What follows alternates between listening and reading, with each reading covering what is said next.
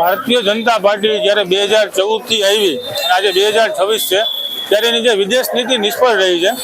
જ્યારે અમારા મનમોહનસિંહ પ્રધાનમંત્રી હતા ત્યારે જ્યારે ક્રૂડ ઓઇલનો ભાવ 110 હતો ત્યારે પણ અમે પેટ્રોલ 70 રૂપિયા વેચતા હતા।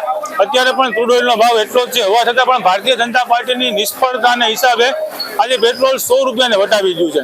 હવે ભારતીય જનતા પાર્ટીના જે અત્યારે મહામહિમ વડાપ્રધાન કહેવાય છે જે પોતાની સુફિયાની સલાહ આપે છે કે તમે વિદેશ પ્રવાસ ન કરો, તમે પેટ્રોલમાં ખર્ચમાં બચત કરાવો, પણ એ પોતે પણ જામનગર, સોમનાથ, પછી બરોડા પોતાના રોડ શો કરીને પેટ્રોલનો જો વ્યય કરે છે અને પછી જે સુફિયાની સલાહ આપે છે એના માટે આજે અમારે પ્રજામાં જાગૃતતા લાવવા માટે કે ભારતીય જનતા પાર્ટી નિષ્ફળ છે।